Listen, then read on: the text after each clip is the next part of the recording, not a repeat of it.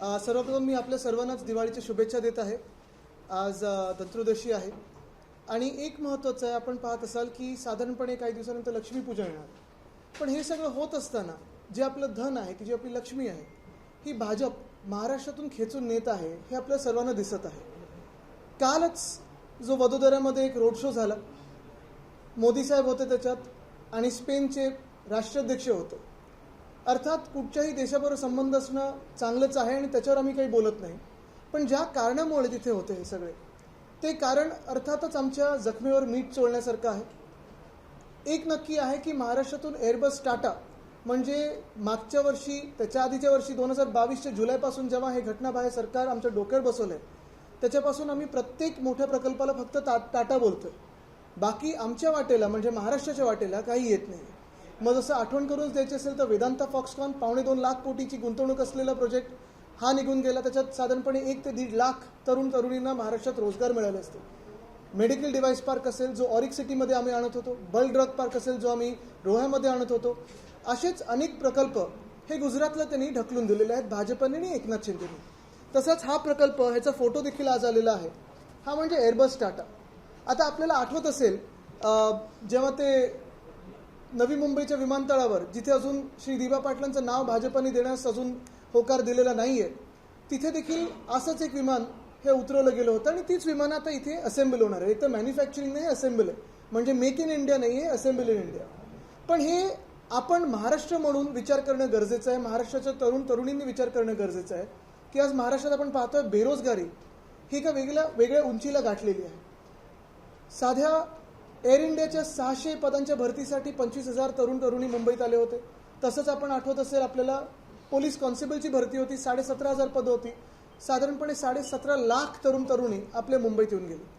आणि हे एअरबस टाटाचा देखील प्रकल्प आपण मिहानमध्ये आणत होतो, नागपूरच्या जवळ आणत होतो. आणि जर आपल्या देशात नागपूर इथे आलं असतं तर काही वाईट झालं नसतं. तरी देखील भाजपचा हट्ट असेल, एकनाथ शिंदेंचं एक नाकर्तेपणा असेल, याचमुळे हा प्रकल्प गुजरातला गेला. आणि काल निवडणुकीच्या तोंडावर म्हणजे आपण पहा भाजप किती मस्तीत आहे. त्यांनी हे ठरवलेलं आहे की महाराष्ट्र भले आमच्या बाजूने राहो किंवा न राहो. भाजपनी हे पण ठरवलेलं आहे की महाराष्ट्रात आणि भाजपला मतदान करो किंवा नको करो, भाजप महाराष्ट्राला एकही चांगला प्रकल्प देणार नाही. खरं म्हणजे कुठेतरी लाज वाटायला पाहिजे होती, कुठेतरी एक थोडी तरी काहीतरी शरम राखायला पाहिजे होती, जाणीव ठेवायला पाहिजे होती की एवढा मोठा रोड शो किंवा असं काहीतरी करणं ऐन महाराष्ट्राच्या निवडणुकीच्या तोंडावर कुठेतरी महाराष्ट्रातून धक्का बसेल का. पण भाजपला जवळपास फरकच पडत नाही की महाराष्ट्राला काय वाटतं, महाराष्ट्राचे तरुणी काय विचार करतात किंवा त्यांचं मन किती दुखावलं जाईल. असा हा काल जो रोड शो होता तो आमच्या जखमेवर मीठ चोळण्याचा रोड शो होता.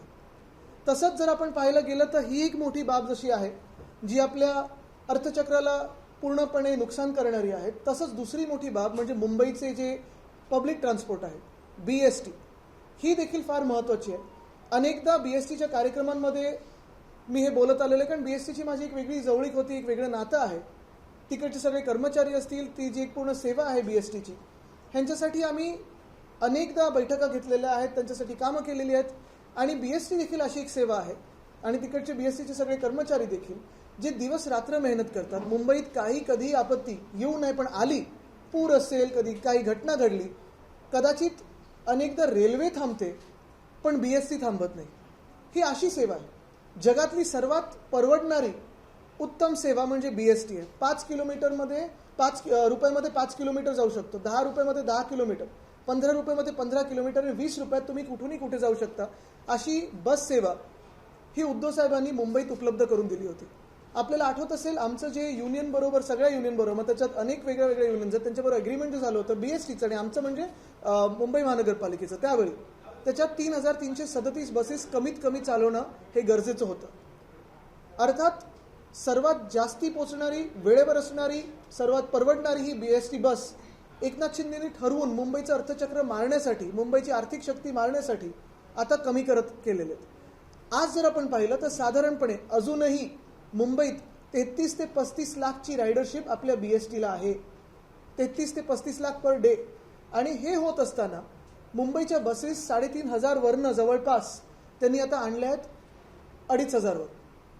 जर आपण पुढच्या काही काळात पाहिलं तर हे सरकार असंच टिकलं टिकू नये आणि टिकणार नाही, पण टिकलं तर मुंबईत पुढच्या वर्षी 250 बसेस होतील. आणि अतिशयोक्ती नाही, कारण आपण पाहतो की प्रत्येक बसची लाईफ सायकल असते. आत्ता मिनी बसेस बंद केलेल्या आहेत ऐन सणाच्या दिवशी. म्हणजे तुम्ही पहा मुंबईला कसं मारलं जातंय. एका बाजूला 2-2 मेगा ब्लॉक सणांच्या दिवशी, सणावारी, दुसऱ्याच वेळी म्हणजे आपली दिवाळी सुरू असताना ह्या बसेस, रायडरशिप कमी झालेली नाही, कारण ही सर्वात परवडणारी बस आहे. आणि त्याच्यात 33 ते 35 लाख लोक, अजूनही लोक त्याच्यात येत आहेत, पण गच्च भरलेले, जॅम झालेले, पण बसेस कमी करतात. आपल्याला आठवत असेल, आम्ही आमचं धोरण स्पष्ट केलं होतं की 2027 पर्यंत उद्धव साहेबांनी जो निर्णय घेतला होता की मुंबई महानगरपालिकेतून बीएसटीला मदत पोहोचवून, म्हणजे अर्थात मग सगळ्यांचे पगार वेळेवर देऊन, दिवाळीचे बोनस असतील, ग्रॅच्युइटी असेल, पेन्शन असेल, हे सगळं करून बीएसटीसाठी आमचं जे विजन होतं ते साफ होतं. 10,000 इलेक्ट्रिक बसेस आम्हाला 2027 पर्यंत मुंबईत आणायचे होते. आणि त्याच्यावर आम्ही सुरू पण केलेलं काम. 900 डबल डेकर बसेस इलेक्ट्रिक आणायचे होते. काही 6-7 आपल्याला दिसतात होतं, पण आमचं सरकार पडलं आणि हे सगळं बंद झालेलं. मुद्दा हाच राहतो की आज आपण पाहतोय कुठेतरी हे षडयंत्र दिसायला लागलेलं आहे की मुंबईतले रस्ते एक सुद्धा झाले नाहीत, घोटाळा, त्याच्यातून पैसे काढलेत. फुटपाथमध्ये घोटाळा, खड्डे तिथे पण आहेत. आज आपण पाहतोय तर रेल्वेमध्ये मेगा ब्लॉक होत आहे. बरं, हे रेल मंत्री की रेल मंत्री ते कळत नाहीत. रेल्वेच्या ॲक्सिडेंटच्या मागे ॲक्सिडेंट होतात. आणि मग लोकल एकदा अशी चालायला लागली की बीएसटीला मारा. म्हणजे मुंबईची जी ताकद आहे, कष्टकरी मुंबईकर, दिवस रात्र मेहनत करणारा, घाम घालणारा मुंबईकर जो पब्लिक ट्रान्सपोर्टने जातो, त्याला न परवडणाऱ्या कुठच्या तरी वेगळी प्रायव्हेट साधनं वापरण्यासाठी हे षडयंत्र, हे आम्ही बदलणार आहोत. पण हे आता जगात आणि देशात दिसायला लागलेलं आहे की मुंबईवर भाजप आणि एकनाथ शिंदेचा दुष्ट डोळा आहे आणि मुंबईला मारायला हे निघालेले. रविवारी विदेश मंत्री मुंबईत होते, त्यांनी असंच सांगितलं आहे की महाराष्ट्रात इन्व्हेस्टर यायचे आहेत, पण सेंटर आणि स्टेट अलाइन असतील तर इन्व्हेस्टर येतील. मला वाटतं नाही ते एवढं त्यांनी धमकी तेच पहिलं चायनाला द्यावी. आता त्यांनी सांगितलं, पहिलं सांगत होते काही झालेलं नाहीये आणि आता सांगतात की आम्ही आता विड्रॉ करू. पण महत्त्वाची गोष्ट हीच आहे, त्यांना पण मी त्यांच्या लक्षात आणून देतो, कारण कदाचित त्यांचा अभ्यास कच्चा असेल, ते मग लगेच रील बनवतात लेझर आईज वगैरे बनवून. पण परराष्ट्र मंत्र्यांना मी एक सांगू इच्छितो की आमचं जेव्हा सरकार महाविकास आघाडीचं होतं आणि वरती भाजपचं बहुमताचं सरकार होतं, त्यावेळी देखील महाविकास आघाडीच्या काळात आम्ही मॅग्नेटिक महाराष्ट्राचे कार्यक्रम घेतले, 6.5 लाख कोटीची गुंतवणूक आणली. असंच तामिळनाडूमध्ये आत्ता व्हायब्रंट गुजरात चालू असताना देखील तामिळनाडूने समिट घेतली इन्व्हेस्टर, आणि तिथे देखील 6 लाख कोटीची गुंतवणूक आली. पण ह्या भाजप प्रणित शिंदे सरकारमध्ये 1 रुपया देखील नवा आला नाही महाराष्ट्रात. वरती भाजपचं सरकार आहे, खालती देखील भाजपचं सरकार आहे. हिंदी में जानना चाहेंगे, आप टाटा एयरबस को लेकर आपकी तरफ से जो भी आरोप लगाए जा रहे हैं, फडणवीस का आरोप यह है कि आपकी तरफ से झूठ बोला जा रहा है. उन्होंने कुछ पुराने आर्टिकल्स का हवाला दिया, जबकि रतन टाटा की इच्छा थी कि वो बिहार में होना चाहिए, ऐसी जानकारी नहीं. देखो, अभी उनकी इच्छा ये अगर व्यक्त कर रहे हैं, ये बहुत बुरी बात है, क्योंकि वो तो अभी नहीं रहे, तो उनके दिल में कुछ था ऐसे कहना. लेकिन एक बात है कि देवेंद्र फडणवीस साहब अगर विदर्भ के लिए भी नहीं लड़ने वाले, नागपुर के लिए नहीं लड़ने वाले, तो फिर किसके लिए लड़ रहे? क्या वो ये नहीं चाहते थे कि वो प्रोजेक्ट नागपुर में आए? हमें पता है फडणवीस साहब महाराष्ट्र के खिलाफ कार्रवाई करते हैं, काम करते हैं, लेकिन ये भी अभी नागपुर के खिलाफ भी काम करने लगे फडणवीस साहब, और वहां प्रोजेक्ट नहीं आना चाहते, तो फिर कैसे चलेगा सब? इसलिए नागपुर में भी परिवर्तन होगा. आप देखिए, नागपुर के लोगों को भी पता है कि ये एयरबस टाटा का प्रोजेक्ट फडणवीस साहब की सरकार और एकनाथ शिंदे जी की सरकार में ही गुजरात चली गई है, नहीं तो ये प्रोजेक्ट बिहार में आता. आप किस आधार पे कह रहे हैं कि फडणवीस और शिंदे की बुरी नजर, दुष्ट नजर महाराष्ट्र पर? मैंने यही कहा है. पिछले 2 सालों में अगर आप देखें तो हर एक जो जॉब अपॉर्चुनिटी या नए रोजगार की संधि महाराष्ट्र की तरफ आने वाली थी, वो गुजरात भेजी गई है. फिर वो वेदांता फॉक्सकॉन हो, एयरबस टाटा हो, बल्क ड्रग पार्क हो, मेडिकल डिवाइस पार्क हो, सोलर एनर्जी इक्विपमेंट पार्क हो, काफ़ी सारी ऐसी चीज़ें हैं जो भेजी गई गुजरात. गुजरात जाने से कोई हमें आपत्ति नहीं, कोई भी राज्य में जाए, कोई खिलाफ नहीं, लेकिन हमारे हक का जो है, हमारे अधिकारों का जो है, वो छीन के मत दूसरों को दीजिए. इसके साथ में वो ये भी कह रहे हैं कि विदेश मंत्री जयशंकर ने कहा है कि राज्य का विकास का बेहतर तरीके से नहीं, वो पहले फॉरेन पॉलिसी क्या है तय करें, क्योंकि अभी तो फॉरेन पॉलिसी काफी कंफ्यूज लग रही है. सिर्फ उनका फोकस वो रील पे है जहां वो लेजर आइज दिखाते हैं, बाकी कुछ नहीं चल रहा है. पापा ने वॉर दिखा दिया ऐसे लगता है, लेकिन पता नहीं.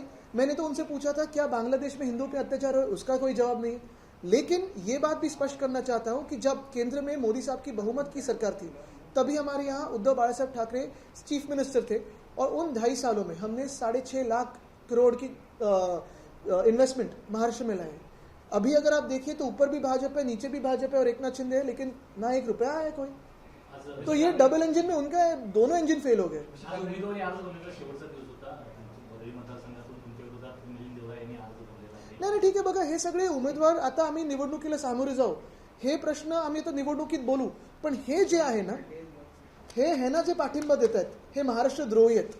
जे भाजपला पाठिंबा देतात किंवा भाजपच्या वतीने लढतात किंवा भाजपच्या वतीने निवडणुकीत आलेले आहेत, एकनाथ शिंदेच्या वतीने निवडणूक आलेले आहेत, हे महाराष्ट्र द्वेष्टे आहेत, महाराष्ट्र द्रोही आहेत. कारण ह्यांनी गेल्या 2 वर्षामध्ये महाराष्ट्रातल्या प्रत्येक जॉबची संधी, रोजगाराची संधी नेली गुजरातला.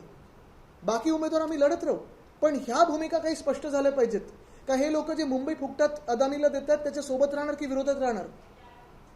मराठी माणसाची जी मुंबई आहे, जी आपल्या सर्वांची मुंबई आहे आणि इतर भाषिक देखील आहेत, जी पिढ्यानपिढ्या राहत आलेले आहेत, आपल्या सर्वांची मुंबई जे तुम्ही टॅक्स भरता ते फुकटात अदानीच्या घशात घालणार का? सगळे जे रोजगाराच्या संधी आहेत ते गुजरातला पाठवणार का? हा जो वाद आहे बघा, मराठी गुजराती वाद बिलकुल नाहीये, पण महाराष्ट्र विरुद्ध गुजरात वाद, झारखंड विरुद्ध गुजरात वाद, यूपी विरुद्ध गुजरात वाद हा भाजप निर्माण करते.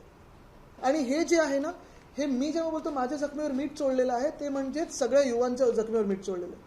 कारण ज्यांना वाटत होतं की एखादी डिग्री मिळाली, इंजिनिअरिंगची असेल, एरोस्पेस इंजिनिअरिंगची असेल किंवा कुठची असेल, आणि विदर्भमध्ये असेल, महाराष्ट्रामध्ये, म्हणजे आपला जो एक अखंड महाराष्ट्र आपण बोलतो, मिहानच्या जवळ जे हे आपण आणणार होतो, तसंच रोह्यामध्ये, रायगडमध्ये आपण बलड्रग पार्क आणणार होतो, हे सगळं तुम्ही पाठवले गुजरातला कशासाठी?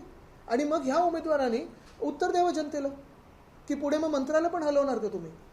Sir, you talked about crumbling public infrastructure. The government harps upon the fact that they have inaugurated projects like the Coastal Road or the Atal Setu. They said it was the NDA government that was creating obstructions as far as development projects are concerned. What is your stance? The man who is the illegal chief minister today is absolutely lying through his teeth because he was the UD minister for the 2 years in our government. He was also looking into this project. So is he saying he's incapable, which I have already been saying?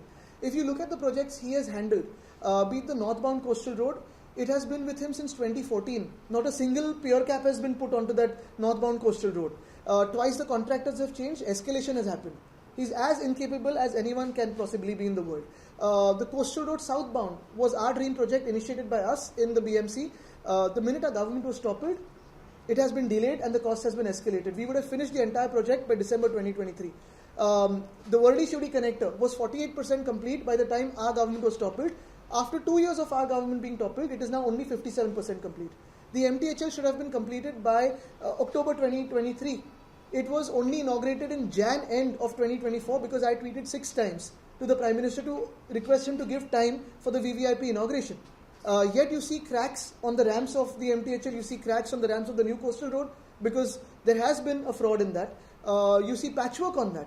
You look at the tunnel, it's still not made. It's almost opening like 8 to 5 and now finally it's opening somehow for more hours.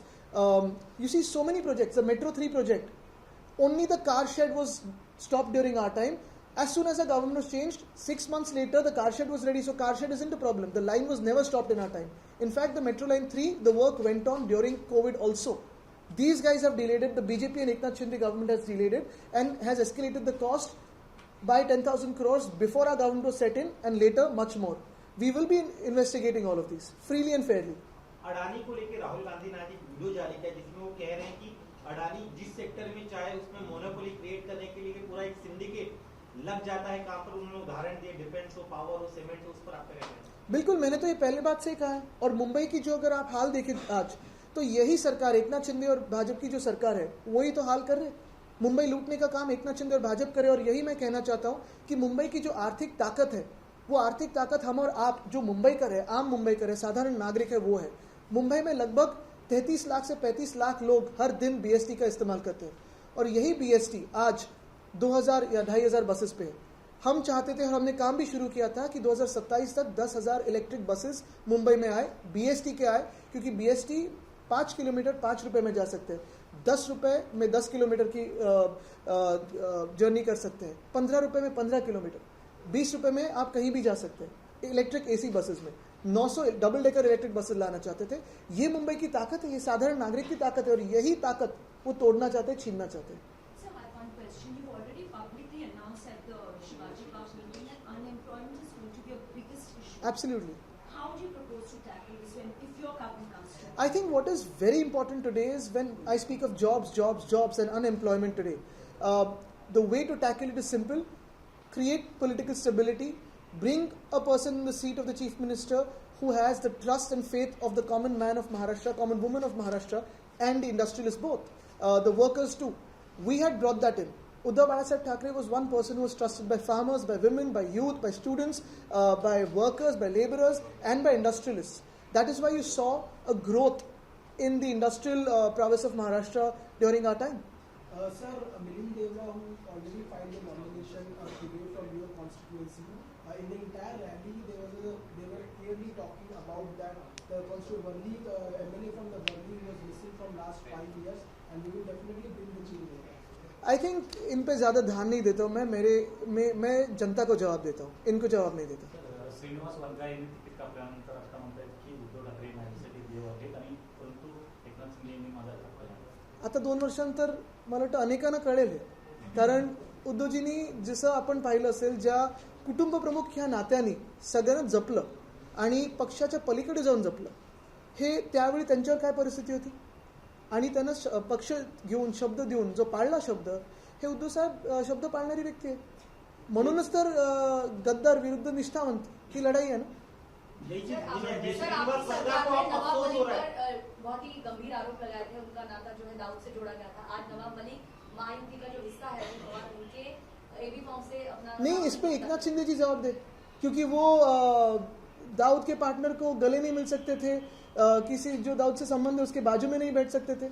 फिर इकबाल मिर्ची का क्या हुआ, फिर दाऊद के partner का क्या हुआ, ये एकनाथ शिंदे जवाब दे. क्योंकि ये सारी जो बातें उन्होंने की थी तब वो सिर्फ खुद के स्वार्थ के लिए थी और खुद को जेल में नहीं जाना था, इसलिए उन्होंने पलटी खाई, भाग के गए थे गुजरात. देवेंद्र फडणवीसांनी पत्र देखील दिलं होतं मागच्या वर्षी. एक मिनट, त्यांचा प्रश्न. श्रीनिवास वनगा को अब अफसोस हो रहा है अपने कदम पर. वो कह रहे कि 2 साल बाद अभी बहुत सारे लोगों को अफसोस हो रहा है जाके, लेकिन अभी समझ में आएगा कि उद्धव जी कैसे व्यक्ती है. देवेंद्र फडणवीसांनी पत्र देखील दिलं होतं त्या संदर्भात अजित पवारांना की नवाब मलिक यांना आपल्यासोबत घेऊन. पहिल्यांदा एक DCM दुसऱ्या DCM ने पत्र देतात. पण मी तुम्हाला परत एकदा सांगतो, माझी जी जुनी सवय आहे की आज मूळ मुद्दा हा आपला BST आहे आणि BST हे आपण सगळे वापरणारे आहोत.